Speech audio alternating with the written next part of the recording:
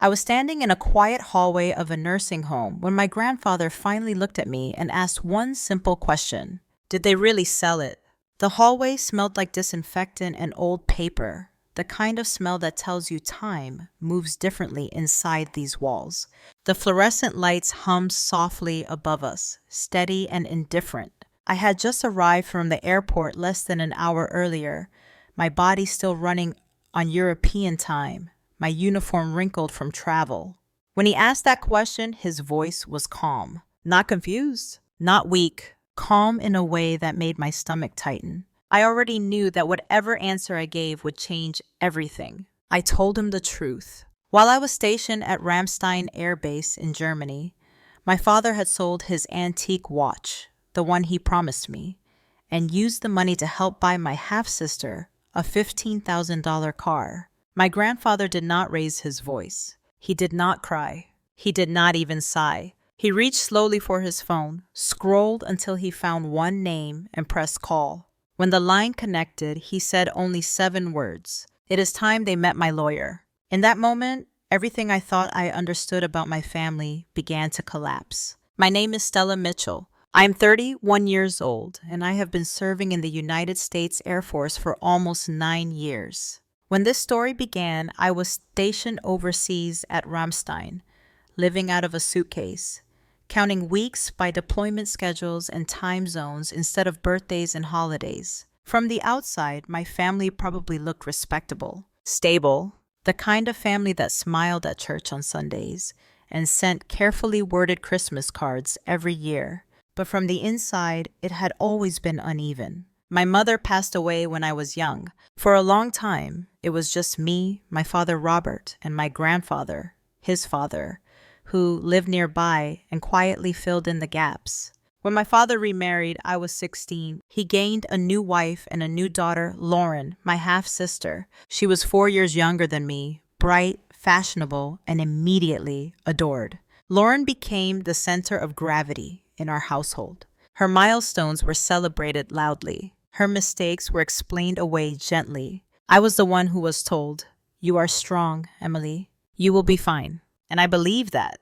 I built my entire life around it. Joining the military felt like the most honest choice I could make. Structure, accountability, a world where promises mattered and responsibility was earned, not handed out based on charm or appearances. My grandfather understood that in a way no one else did. He had served too, back when uniforms were heavier and words like honor were spoken without irony.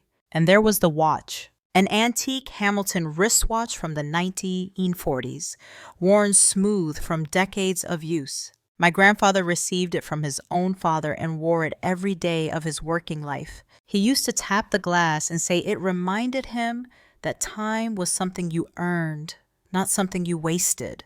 When I was 23, just before my first overseas assignment, he took it off his wrist and placed it in my hand. One day he said, looking directly at my father, "This will be yours. You understand its value." I never wore it. I kept it stored carefully in its original case at my grandfather's house. To me, it was not an accessory. It was a promise. While I was stationed in Germany, life moved forward in 2 separate timelines. Mine was measured in early mornings, flight schedules, and quiet phone calls home when the signal allowed.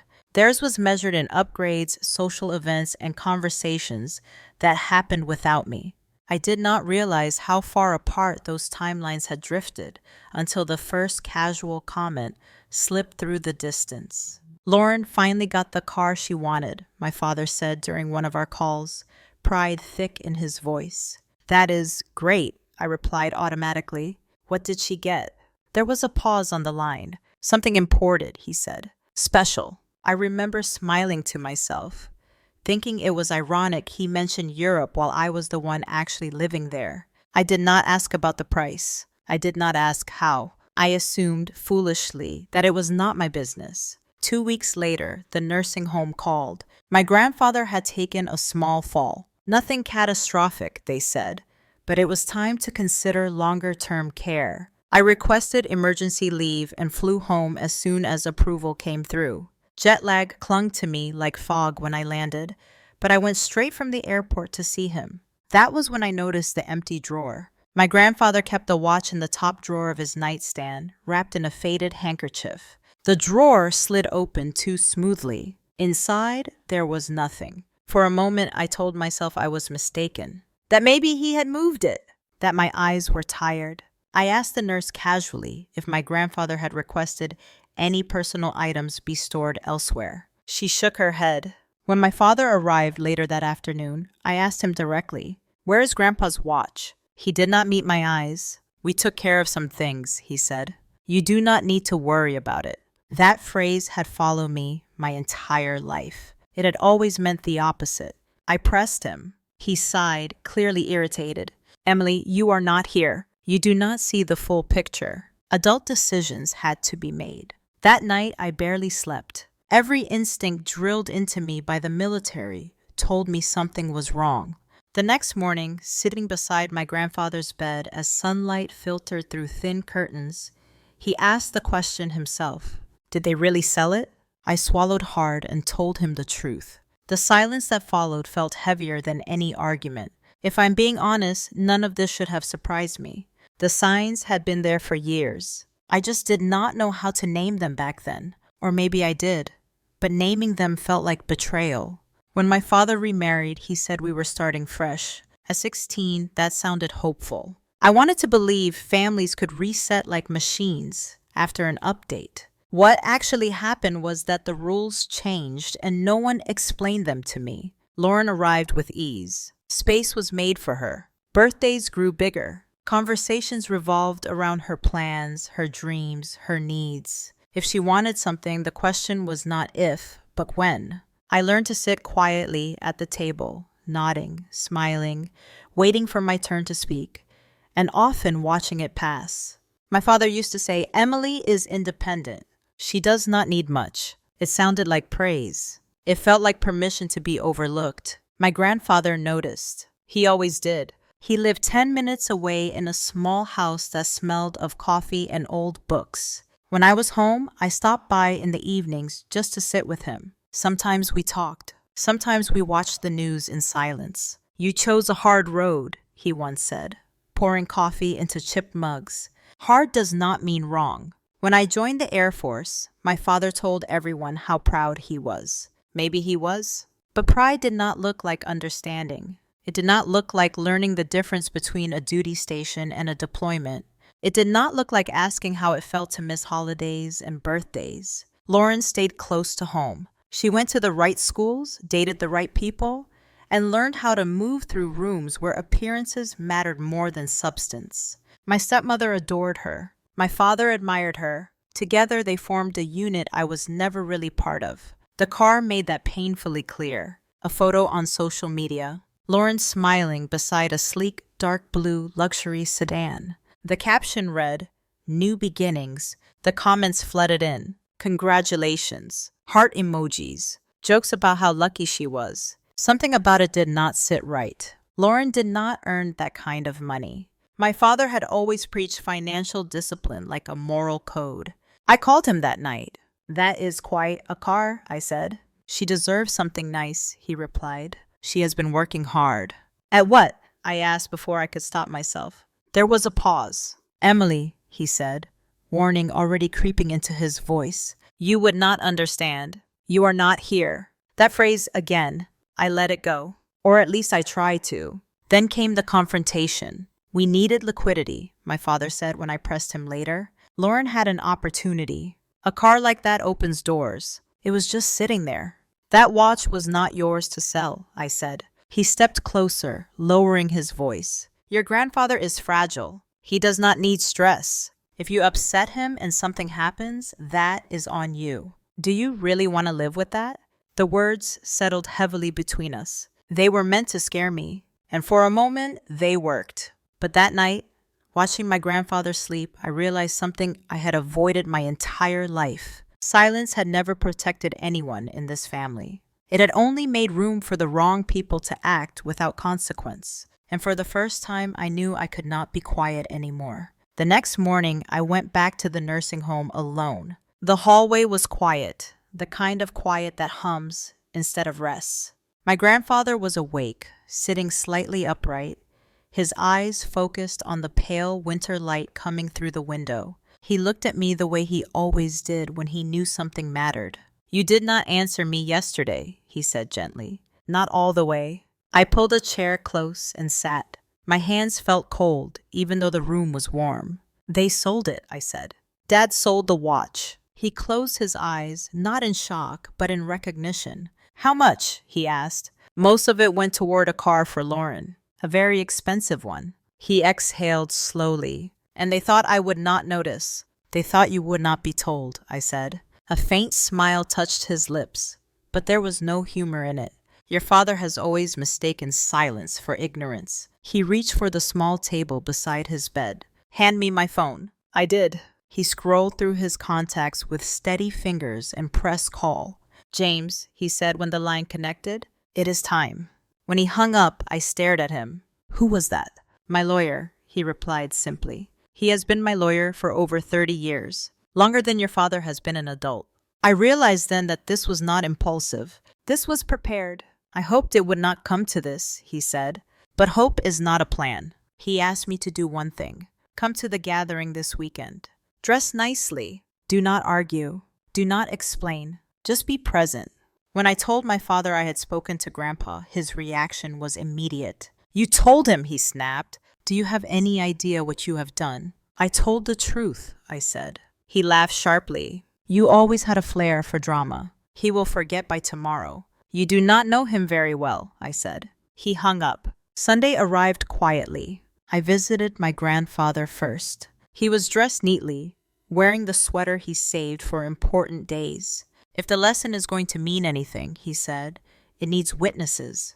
The house was already full when I arrived. Laughter spilled onto the porch. Music played softly inside. Everything looked the same. Polished furniture. Framed family photos. Lauren stood near the window, showing someone pictures of the car. When she saw me, her smile faltered, then returned. "Emily, you made it." "Of course," I said.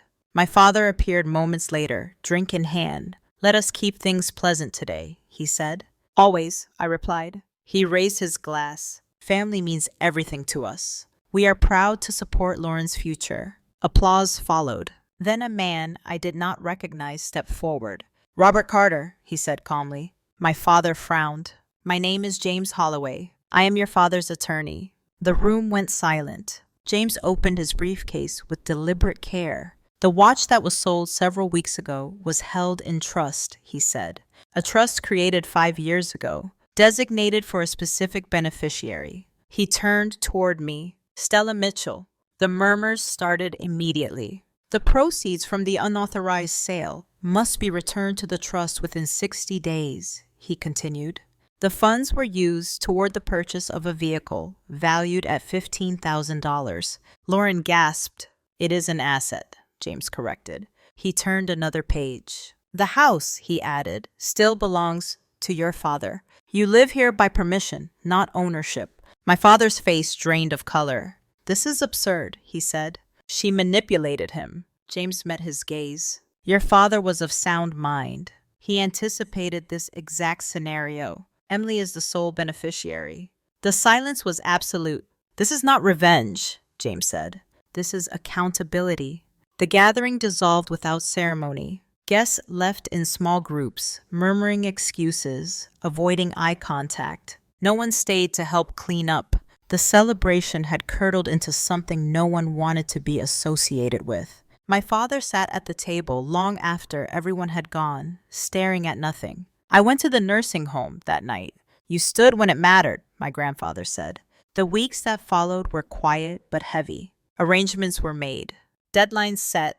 Paperwork signed. Lauren returned the car. The dealership offered far less than what had been paid. The loss was significant.